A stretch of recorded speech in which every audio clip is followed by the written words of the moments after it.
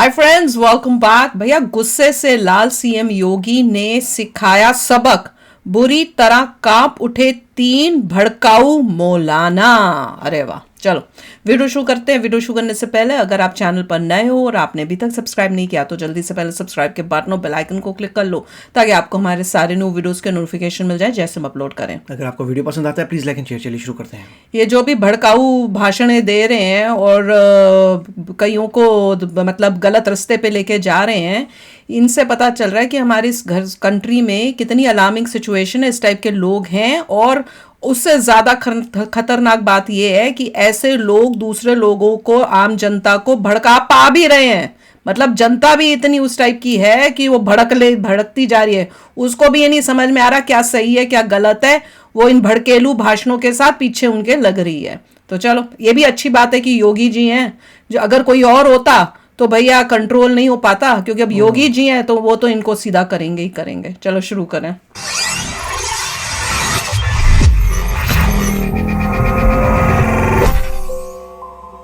बुज़दिल होने की वजह से हम नहीं बल्कि अपने देश प्रेम की वजह से हम सब्र कर रहे हैं। और सरकार के खिलाफ हम सामने आए और आकर ये बताएं और जताएं कि अगर हमारे धर्म पर किस तरह का कोई अटैक करने की कोशिश की गई तो मुसलमान अब खामोश नहीं रहे। कुछ देर की खामोशी है, फिर शोर आएगा।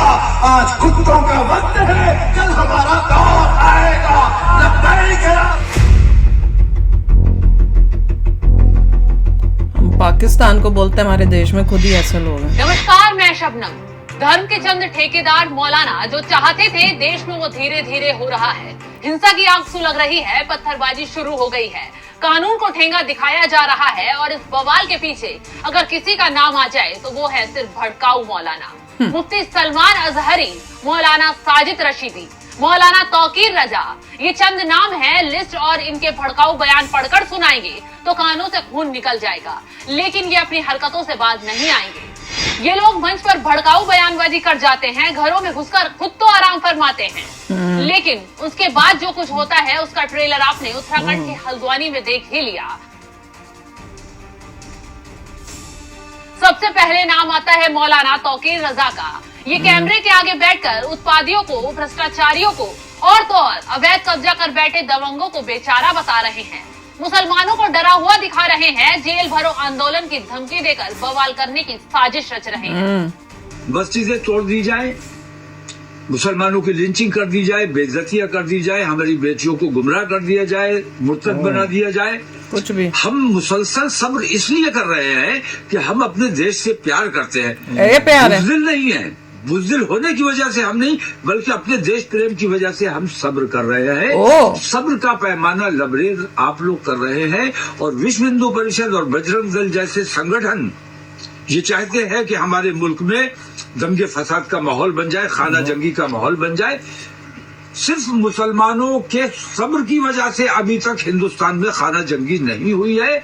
मुझे अंदेशा है कि हमारे नौजवान अगर हमारे कंट्रोल से बाहर चले गए तो हिंदुस्तान को खाना जंगी से कोई नहीं बचा सकता। ये कंट्रोल से इसके ऊपर एक्शन होना सीधे चाहिए। तौर पर ही मुसलमानों को गृह युद्ध के लिए ललकार दिया, हिंदू संगठनों को आतंकी तक बता दिया। ये भड़के इसकी सिर्फ पूरी इसलिए हिस्ट्री क्योंकि इनके पीछे की भतीजे निकालो, अवैध दुकान इसकी पर पाकिस्तान से बुलडोजर चल कनेक्शन गया। होगा। खैर, इनकी भड़काऊ बयानबाजी का हिसाब भी जल्द होगा। और इसका पाकिस्तान से मुफ्ती कनेक्शन सलमान की होगा। तरह ये भी तौबा तौबा करते नजर आएंगे। खैर, इनकी हेकड़ी तो सीएम साहब और यूपी पुलिस तुरंत निकाल ही देगी। Very good. बरेली की फिजा में जहर घोलने की कोशिश से पहले ही यूपी पुलिस ने इस्लामिया मैदान को सील कर दिया। 1400 पुलिसकर्मी तैनात किए गए, 6 एएसपी और 12 सीओ भी लगाए गए। आपात स्थिति से निपटने के लिए 14 कंपनी पीएसी और 1 कंपनी आरएएफ की तैनात की गई। मौलाना की हरकतों के तुरंत बाद ही पुलिस अलर्ट मोड में आ गई। सीएम योगी अब ऐसे भड़काऊ मौलानाओं को सबक सिखाने के मूड में हैं। Very good. इतना सब होने के बाद भी मौलाना की जुबान नहीं रुकी। आगे क्या कुछ कहा ये भी सुनिए। अच्छा, हुकूमत बेईमानी कर रही है और हुकूमत की सरपरस्ती में विश्व हिंदू परिषद और बजरंग दल जैसे आतंकवादी तंजीमें देश में उत्पात मचाने का काम कर रही हैं। माय गॉड, जिस तरह हुकूमत के दबाव में कोर्ट फैसले करने पर मजबूर हो रहा है, जिस तरह बुलडोजर चलाए जा रहे हैं बिना नोटिस दिए, रातों रात मज़ारात और मदरसे और मस्जिद मुनहदिम कर दी जाती है, इन तमाम चीज़ों से कैसे नबूरदाजमा हो। झूठा इल्जाम लगकर किसी को भी गिरफ्तार कर लिया जाता है। गिरफ्तार कर लेना और बात है, झूठा इल्जाम लगा देना और बात है, लेकिन उसको टेररिस्ट से जोड़ देना, एटीएस की मदाखलत, इस किस्म की जो बेईमानियां हो रही हैं, इन तमाम बेईमानियों से एक बेचैनी का माहौल बना हुआ है पूरे देश में। सिर्फ मुसलमानों में नहीं, गैर मुस्लिमों में भी इन चीजों को लेकर काफी बेचैनी है। तो इस बेचैनी को दूर करने के लिए और खौफ व हिरास को दूर करने के लिए हमने जेल भरो आंदोलन कल बरेली से शुरू करने जा रहे हैं। पाकिस्तानी इमरान खान का भाई है। देशव्यापी इस आंदोलन को बनाया जाएगा।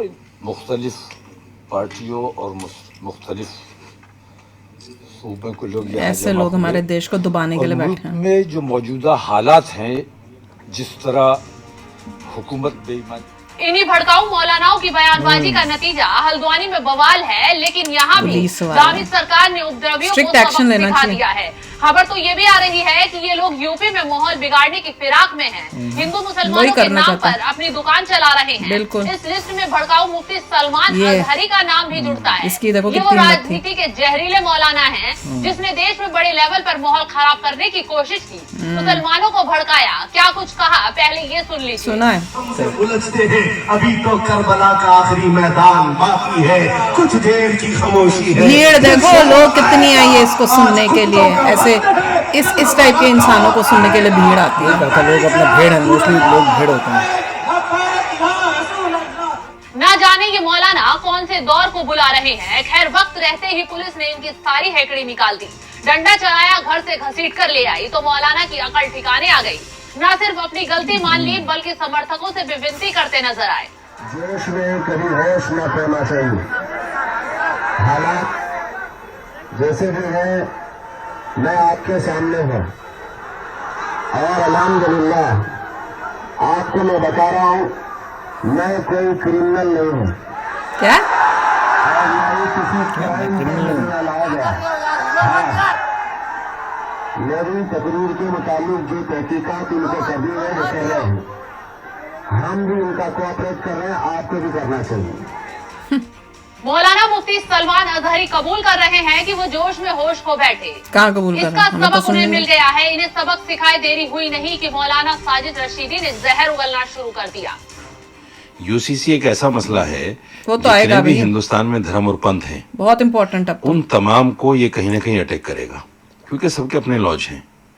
जैन धर्म के अलग लॉज हैं, बुद्धिस्ट के अलग हैं, सिखों के अलग हैं, ईसाइयों के अलग हैं, पारसियों के अलग हैं, मुसलमानों के अलग हैं, हिंदुओं के अलग हैं।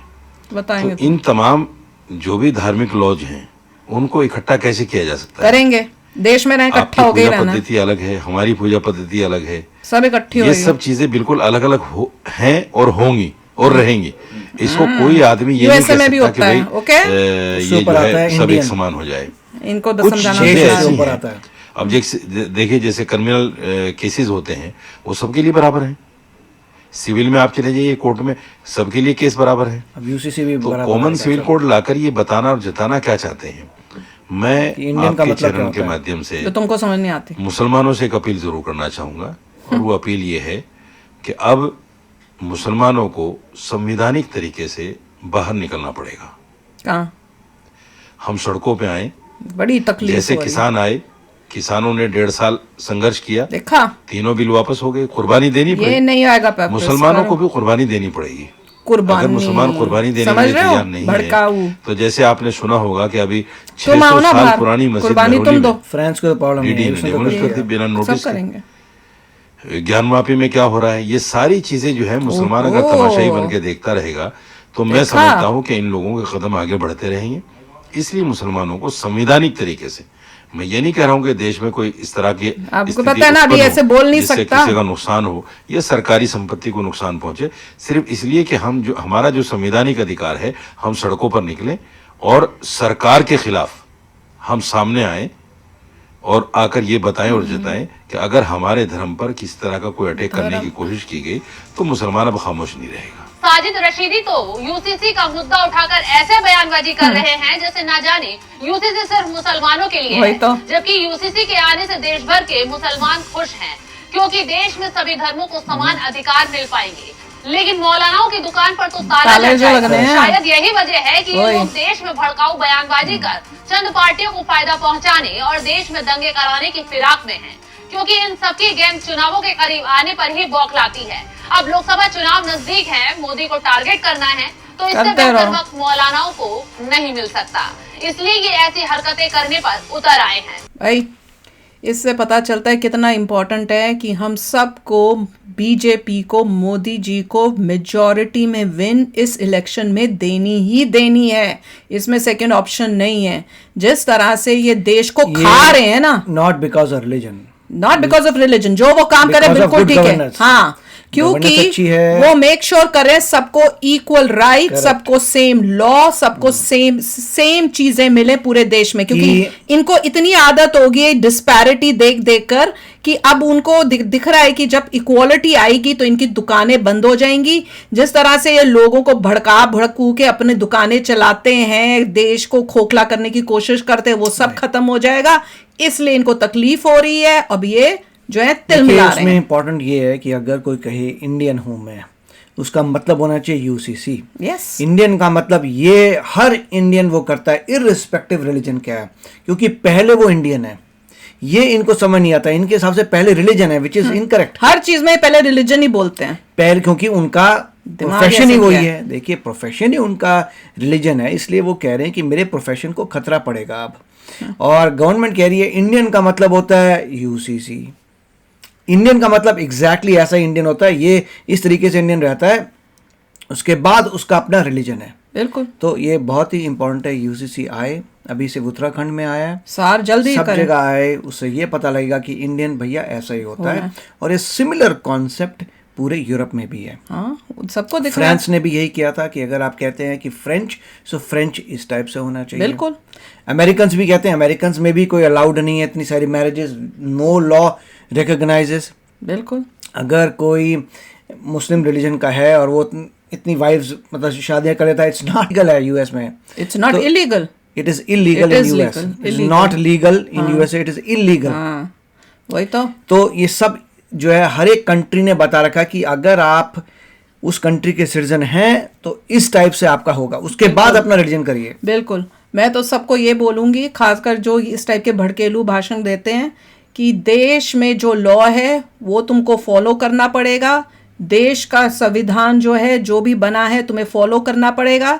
देश में रहना है फॉलो करो, नहीं रहना है तो जा सकते हो इस देश में। और हर कंट्री का यही रूल होता है कि जिस देश में तुम रह रहे हो उसके लॉ के हिसाब से रहो।